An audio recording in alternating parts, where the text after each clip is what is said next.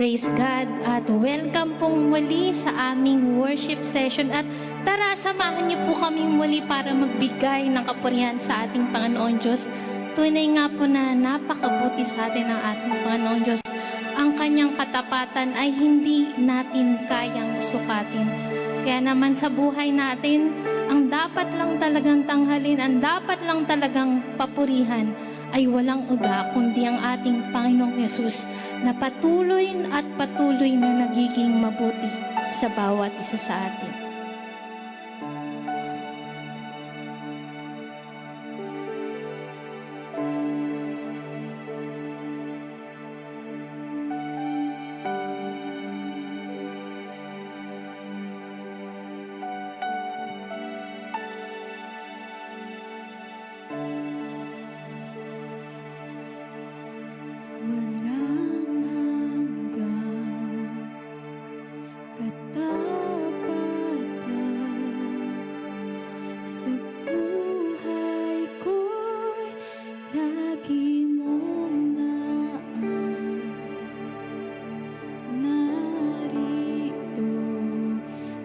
Sa biyaya mo, habang buhay magpupuri sa'yo, walang hanggang katapatan. Sa buhay ko'y lagi mong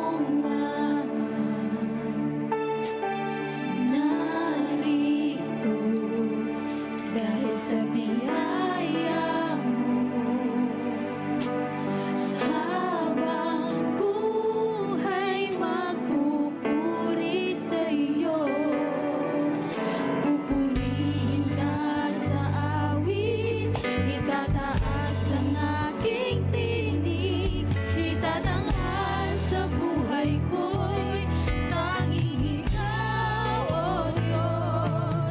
Higit pa sa kalangitan, ang iyong kalwalhatian, kadakilan mo'y di mapapantayan.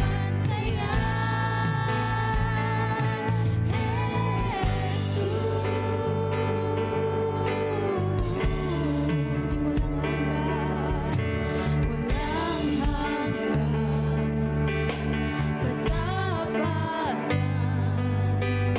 Sa buhay ko'y lagi mong narito,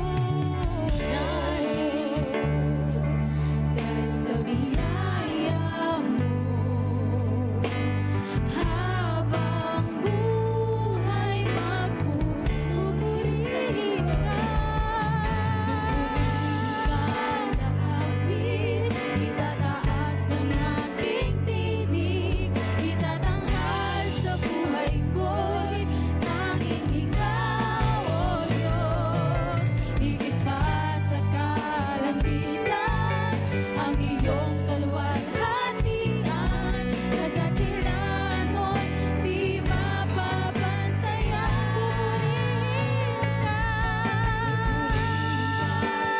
Pupurihin ka sa awit, itatanghal sa buhay ko'y tanging ikaw, O Diyos.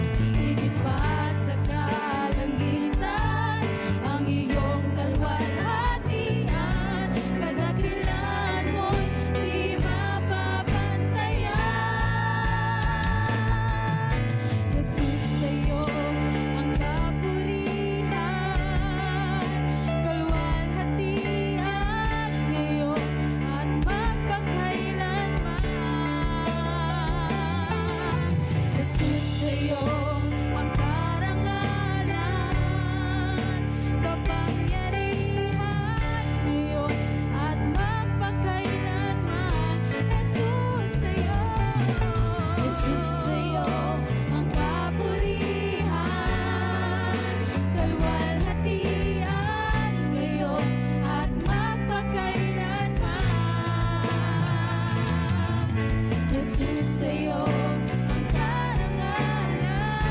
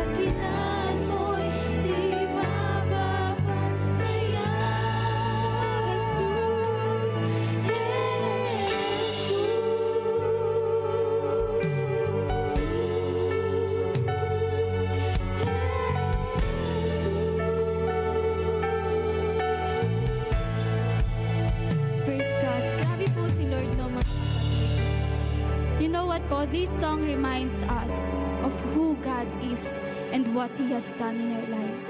Sabi nga sa inawit natin, walang hanggan ang katapatan ng ating Panginoong Diyos sa buhay natin. That His faithfulness ay hindi nagbago, hindi nagkulang sa atin. At kung iisipin natin, kung aaminin natin sa sarili natin, tayo lang naman talaga yung nagbabago. Na kapag hindi maganda yung sitwasyon natin, kapag hindi tayo okay, or minsan naman kapag everything is alright sa buhay natin, nakakalimutan nating tumawag kay Lord. Nakakalimutan natin ibigay yung papuri na deserve ng ating Panginoong Diyos. Nagiging ungrateful na tayo na nakakalimutan natin magpasalamat sa ating Panginoong Diyos sa lahat ng ginagawa niya sa buhay natin. But then, ang Diyos, He remains the same yesterday, today, and forever. So that sobrang daming dahilan para purihin natin siya. Hindi lang dahil sa mga blessings, sa kung ano man yung natatanggap natin, kundi dahil siya ay Diyos ng mga Diyos. Siya ang hari ng mga hari. Kaya this time po, samahan niyo po kami sa pananalangin before we end our worship session for today. Let's pray po. Hallelujah. Hallelujah. We magnify your name, Lord Jesus. We magnify your name. We worship your name, your most holy name, Jesus Christ. Lord, tunay nga po na walang hanggan ang iyong kadakilaan sa aming mga buhay. Na simula noon hanggang ngayon, hindi nagbago, hindi nagkulang. Kaya God, forgive us kung maraming times na nagiging ungrateful na kami.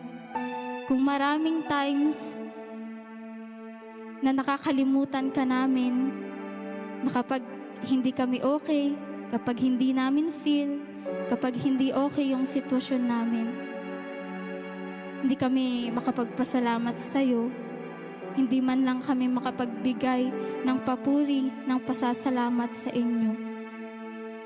Kaya God, salamat sa reminder mo, salamat sa patuloy mong pagpapaalala sa amin that you have been so good sa buhay namin.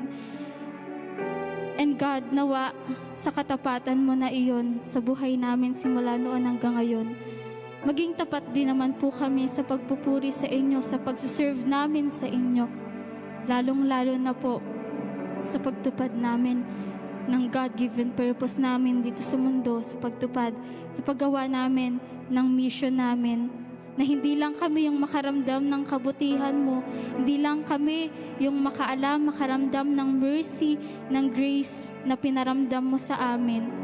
But God, maiparamdam din mo po ito through us sa mga taong nasa paligid namin at sa mga taong nakakasalumuhan namin. Kaya God, sobrang thank you, sobrang nagpapasalamat kami sa inyo sa lahat ng ginagawa mo sa buhay namin. May trials man, good things man yan, bad things man.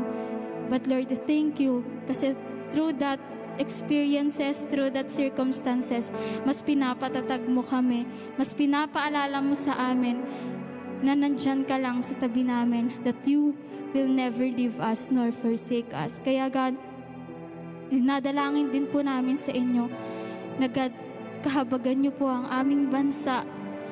Kasi God, sobrang daming masasamang nangyayari sa paligid namin ngayon, sa mundo namin, most especially dito sa bansa namin.